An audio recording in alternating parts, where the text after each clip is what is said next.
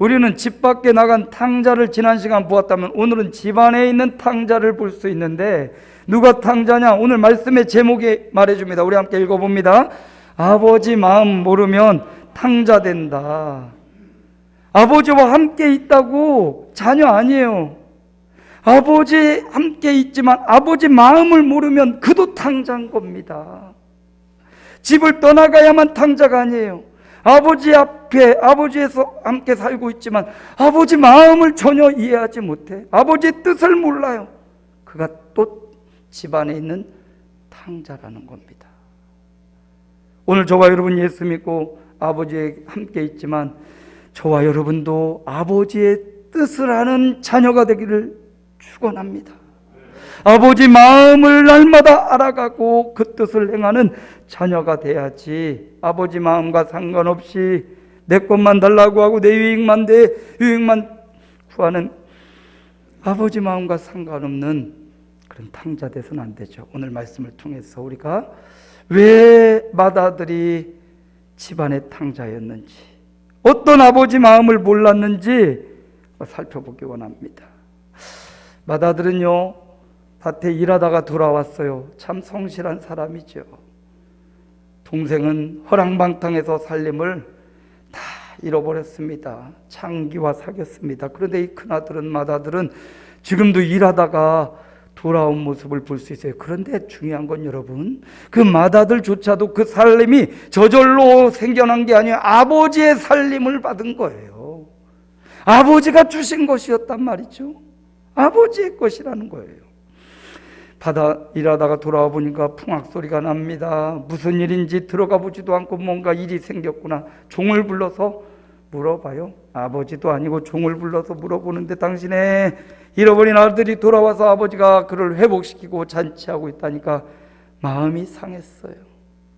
나는 이렇게 열심히 일했는데 염소 새끼 하나 잡아주지 않던 아버지가 저렇게 어랑방탕한 동생이 왔는데 송아지를 잡았다고 기분이 상했습니다.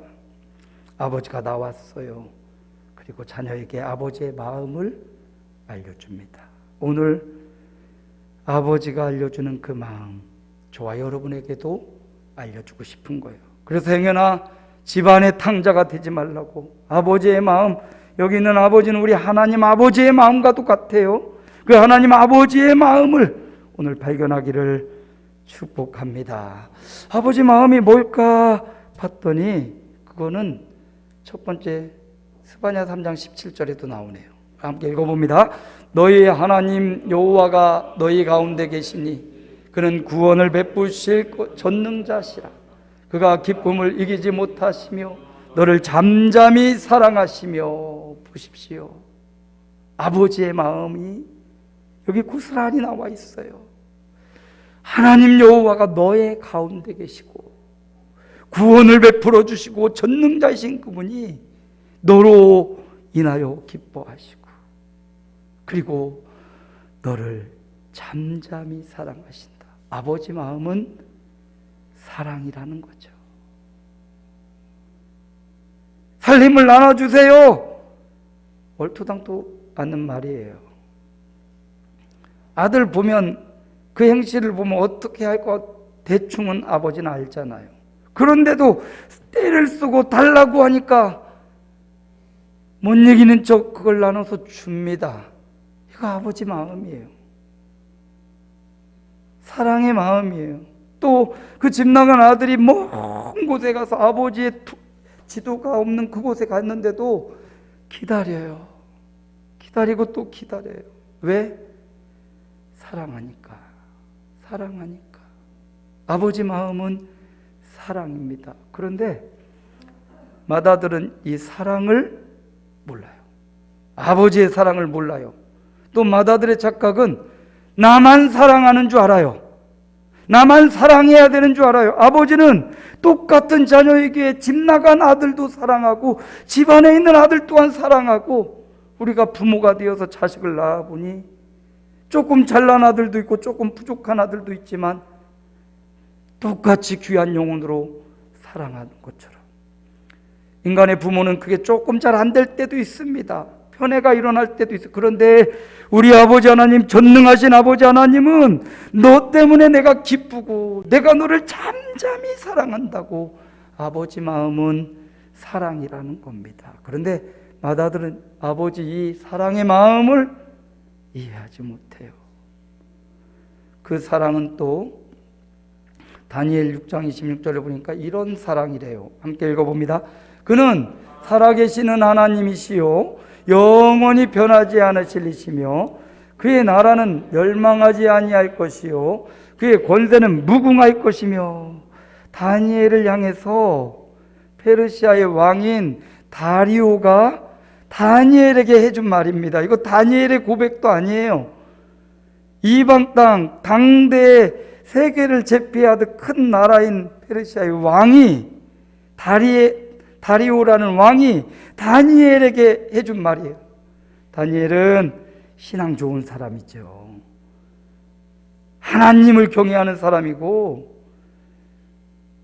하나님 왕 말고 다른 신을 경배하면 죽이겠다, 사자굴에 넣겠다라는 말을 듣고도 하루 3번 창문을 열어놓고 뻔히 자기가 잡혀갈 거 알잖아요. 죽일 거 합니다. 사자굴 들어갈 거 아는데도 하나님 앞에서의 약속을 지키고 창을 열어놓고 기도하다가 잡혀 사자굴에 들어간 겁니다. 다리오 왕은 다니엘을 사랑했습니다. 아끼고 평상시 삶에도 그가 사랑받는 일, 정직하고 신뢰가는 사람이었다는 겁니다. 사자굴에 넣고 다리오 왕이 마음이 졸여서 잠을 못 자고 새벽에 일찍이 일어나서 다니엘이 들어간 사자굴 앞에서 사시는 하나님의 종 다니엘아, 네가 살았느냐? 내가 살았나이다. 그걸 보고 다리오 왕이 다니엘이 믿는 하나님을 향하여 이렇게 말한 거죠. 그는 어떤 하나님? 살아계신 하나님. 여러분, 우리는 죽은 신을 믿는 게 아니에요. 살아계신 하나님을 믿어요. 내 가정과 내 직장과 사업장, 물론 우리가 머리 잘 쓰고 힘써야 되지만 살아계신 하나님이 지켜줘야 돼요. 믿습니까, 여러분? 살아계시는 하나님이 세우시고 지키시고 경영해야 되지. 인간적 머리를 잘 쓰고 조직을 잘해서 물론 어느 정도 살 수 있지만 하나님이 인정하지 않는 기업 될 수 있습니다. 살아계시는 하나님. 다리오가 그렇게 말하는 거예요. 네가 믿는 하나님은 정말 살아계신 하나님이다. 다리오는 다니엘을 보면서 그걸 경험했어요. 여러분, 저와 여러분이 이런 신앙의 결단으로 못 믿지 않는 사람들이, 야 강홍길, 네가 믿는 하나님 정말 멋진 하나님이야. 이런 신앙의 결단과 용기와 기백이 있어야 돼요. 우리가 그만큼 내가 하나님 앞에서 내가 살고 죽는다, 이런 신앙의 결단과 용기를 보여주고 그런 삶을 살아야 되는 거죠. 네가 믿는 하나님 살아계시고 영원히 변치 않는구나. 그리고 그 하나님, 그의 나라 멸망하지 않는다고. 페르시아는 멸망하죠. 그 세계를 제패한 왕, 제왕인 그가, 너의 믿는 하나님의 왕국은 멸망하지 않을 것이다고. 그 멸망하지 않는 하나님 나라가 오늘 저희에게, 우리에게까지 와서 이 자리에도 하나님 나라가 이루어지고 있는 줄 믿습니다. 영원히 변하지 않으시는 분이라고. 사랑하시되 그 자녀를 사랑하는 그 사랑이 영원히 변치 않는다. 주님 이렇게 말씀합니다.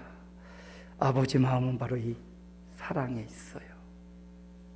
아버지의 이 사랑을 알지 못하면 우리도 탕자가 될 수 있습니다. 그 아버지 하나님이요, 첫째로 나를 사랑하시고요, 그리고 내 만나는 사람들, 우리 교우들을 사랑한다는 사실.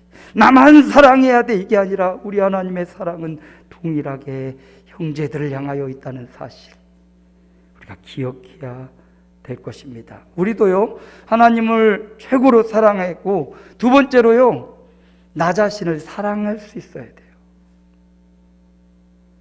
다른 사람을 사랑하기 전에 여러분, 하나님이 사랑하는 나 자신을 내가 사랑해야 된다고요. 여러분 자신, 나는 왜 이렇게 태어났어? 나는 왜 이런 집에 태어났고 나는 왜 이렇게 살아야 돼? 이렇게 원망불평하지 말고 나 자신을 사랑해야 돼. 하나님이 사랑하는 내 영혼을 내가 보듬고 내가 사랑할 수 있어야 다른 사람을 그 마음으로 사랑해 줄 수 있습니다. 자기 자신을 사랑할 수 있고 하나님이 사랑하는 존재라는 이 자존감이 세워지고 그 사랑으로 이웃을 어떻게? 너를 사랑하는 것처럼 사랑하라고 주님이 말씀하십니다. 성경은 사랑 이야기라고 합니다. 하나님의 사랑 이야기, 그 사랑을 받는 저와 여러분의 하나님을 사랑하는 이야기, 저와 여러분이 교우들끼리 또 사랑하는 이야기. 아버지 마음은 사랑에 있었던 겁니다. 어제 우리 청년 부부가 와서 식사를 했는데 그들이 이제 연애했던 예전 이야기를 하는데 그런 말을 하더라고요. 자매가, 목사님, 사랑과 감기는 뭐 하지 못해요? 숨길 수가 없대요. 그러니까 눈이 뿅 가서 그 남자한테 반했다는 거죠. 사랑과 감기는 숨길 수가 없대요. 여러분, 하나님의 사랑, 숨길 수 없는 사랑, 그 사랑을 우리가 받았습니다. 우리도 숨길 수 없는 그 사랑, 나를 향한, 또 우리 교우들을 향한, 우리 가족들을 향한 그 숨길 수 없는 사랑을 마음껏 사랑하며 살아가는 저와 여러분의 삶들이 되시기를 바랍니다. 아버지 마음은 사랑이에요.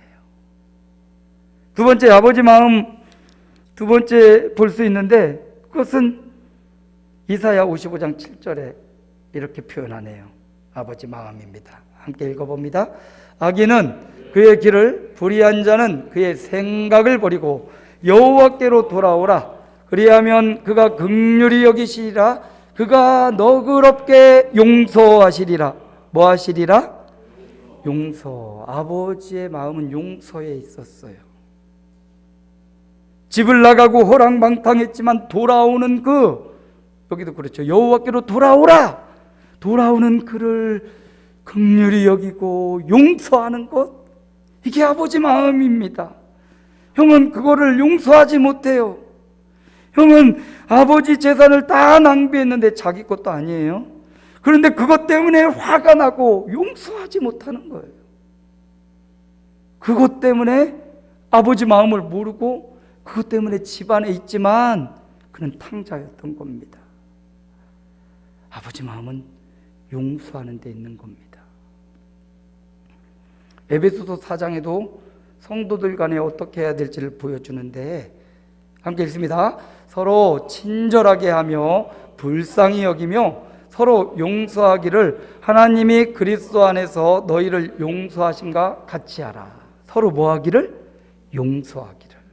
용서 전에 보니까 친절하래요. 에베소 교인들에게 해준 말씀입니다. 세상 사람들에게 한 말이 아니라 오늘 우리에게 하는 말씀이에요. 우리 어떻게 해야 된다고요? 친절하라고.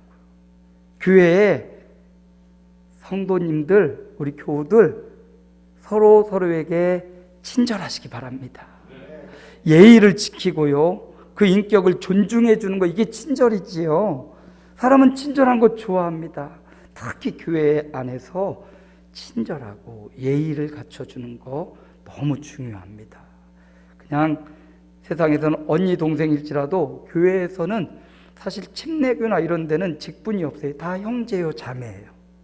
마찬가지로 주님 앞에 볼 때 우리는, 저도 목사고 직무상 제가 목사의 일, 장로님의 일, 권사님의 일을 하고 있지만 우린 다 형제요 자매입니다. 가족적 관계가 아니라 제가 그랬죠? 뭘 빼야 돼요? 적을 빼야 돼요. 항상 이 적이 우리를 공격해요. 적을 빼야 돼요. 가족적 관계가 아니라 뭐라고요? 적을 빼면 가족인 거예요. 가족. 아멘? 별로 동의를 오늘 잘 안 해주시는데 우리는 가족이에요. 가족. 예수 그리스도 안에 그 피로 맺은 가족이라는 사실. 그 가족이 어떻게 해야 되냐? 친절해야 돼. 예의를 갖추고 그를 존중하고 그를 이용해 먹는 게 아니라 그를 사랑하고 용서하라고 했죠. 용서하기를 그리스도께서 너희를 용서하신 것처럼 주님이 우리 용서해 주셨죠. 십자가 지신 이유는 우리를 용서해 주기 위해서 십자가를 지셨습니다. 하나님은 용서의 하나님, 아버지의 마음은 용서에 있습니다. 제가 본 재미있는 영화 중에 복수에 대한 이야기가 많아요. 복수를 주제로 한 영화들이 히트를 친 것들이 많아요. 복수열전도 있고 복수는 나의 것 이런 것도 있고, 친절한 금자씨 기억나세요? 이영애가 연기를, 친절한 금자씨, 자기 아이를 교생 선생님이 죽였는데 이영애가 죽였다고 해서 감옥 생활하고 나와가지고 철저하게 복수하는 친절한 금자씨. 또 이 복수 이야기 중에 가장 진짜 아주 그냥 무서울 정도로 한 영화가 악마를 보았다. 여러분 아세요? 한번 보세요. 악마를 보았다. 진짜 그 안에 악마 같은 사람이 나와요. 이병헌이 국정원 직원으로 나오고, 또 누구지? 최민식 악랄한 연쇄살인범으로 나오죠. 평상시는 스쿨버스 아이들 학교 봉고차로 날라주는 착한 일을 하는데 밤만 되면 막 변해서 이병헌의 임신한 여친을 살인하는 거예요. 잔인하게 살려달라고 애가 있다고 하는데 죽여버린 거죠. 그러니까 이병헌이 국정원에서 일하는 사람이니까 철저히 찾아내는 거예요. 누가 죽였을까? 최민식인지를 발견하죠. 그리고 복수를 계획하는데 그냥 죽이는 건 복수가 아니다. 가장 처절하게 죽여야 진짜 복수다. 그래서요, 이병헌이 복수를 위해서 철저히 계획하는데 최민식도 계속 당하다가 제대로 된 또라이를 만났구나 그러면서 그 복수의 마음을 또 이용하다가 결국은 이병헌이 부모 형제가 보는 앞에 최민식을 잔인하게 죽이는 것으로 복수를 마무리해요. 근데 가만히 보면 누가 악마인지 모르겠어요, 여러분. 최민식도 악마죠. 연쇄살인마니까. 근데 이병헌의 마음에 악마를 불러내는 거죠. 악마처럼 복수를 하는 거예요. 그래서 그걸 보다 보면 막 가슴이 오그라들고 막 그러기도 하는데, 여러분, 세상은 복수하라고 해요. 너 억울하지? 너 당했지?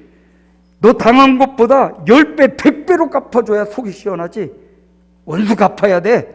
아버지의 원수를 갚고 형제들의 원수를 갚고 내 삶을 망가뜨린 처절하게 복수해야 돼.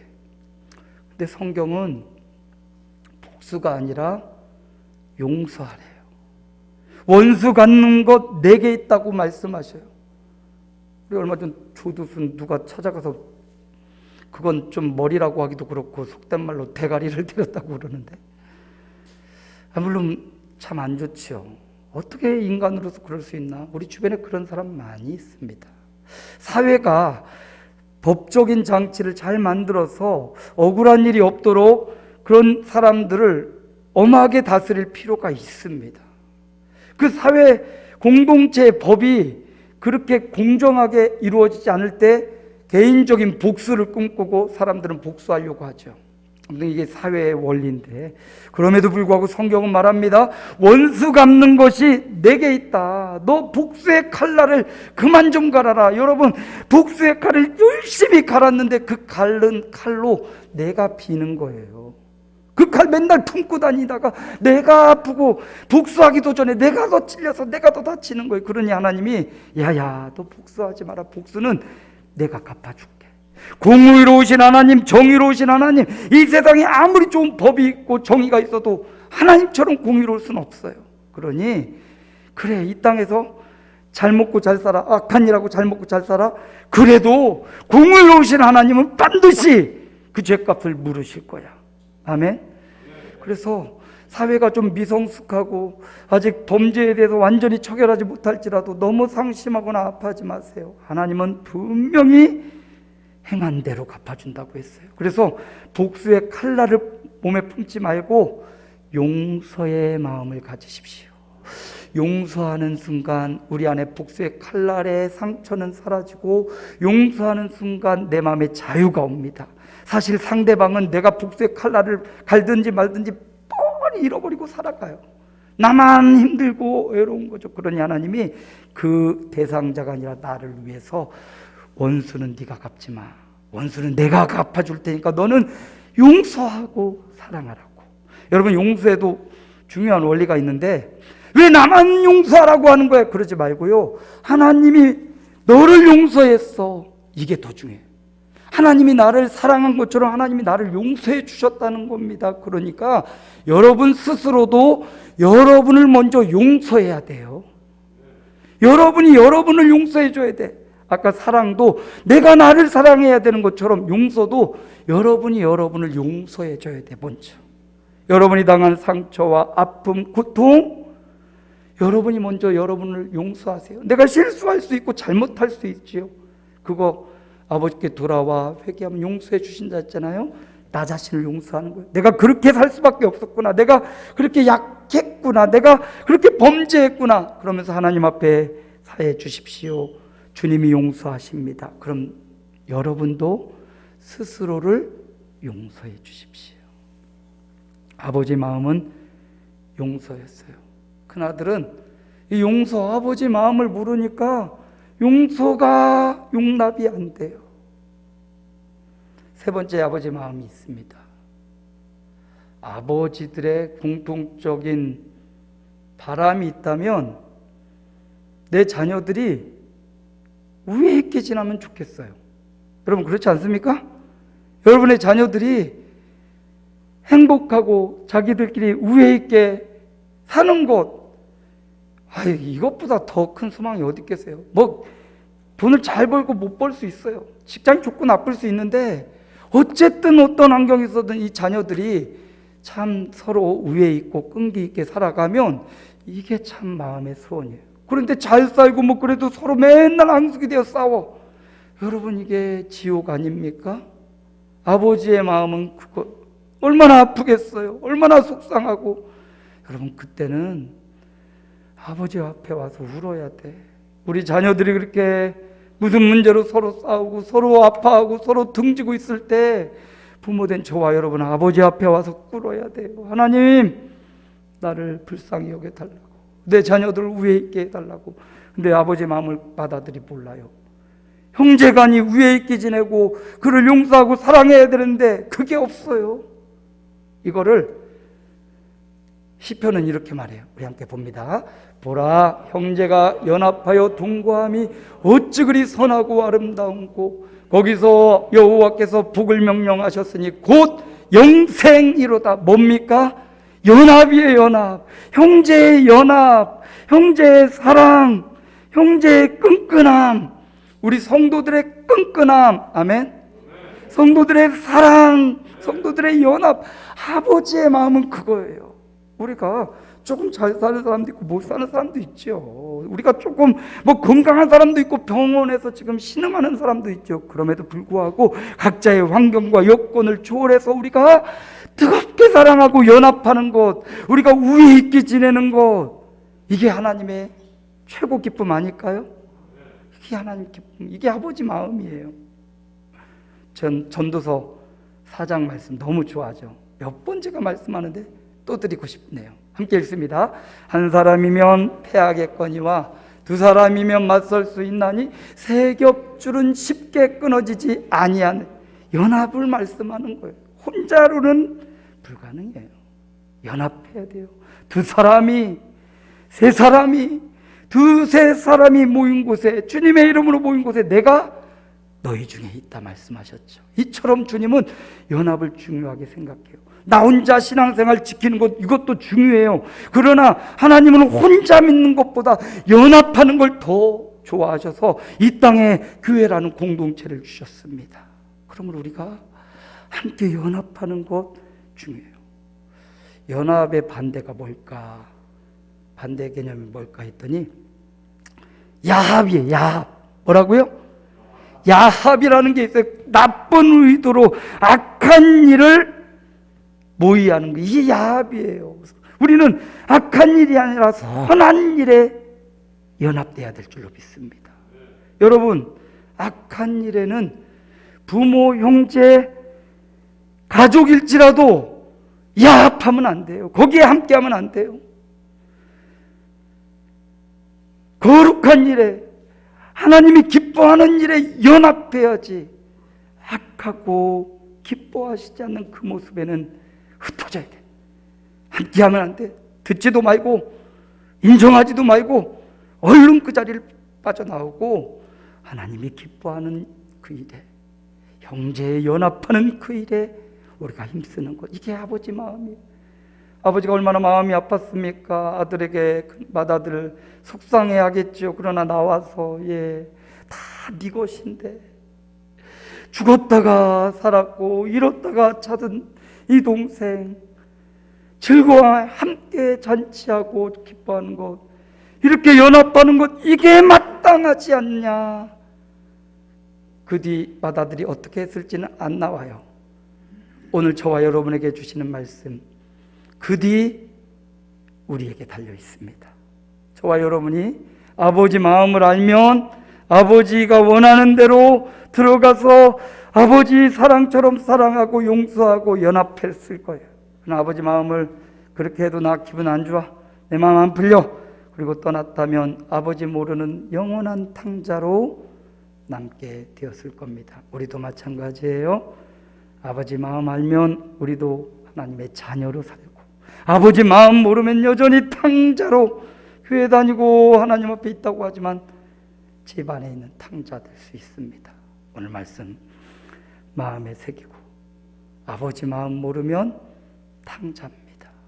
아버지 마음이 뭐였습니까? 첫째로 사랑이다. 두 번째로 용서. 세 번째 연합. 아버지 마음, 그 마음 알고 그 마음 받들어서 그 뜻대로 살아가는 하나님의 자녀로 저와 여러분의 생애가 가기를 주님의 이름으로 축복합니다.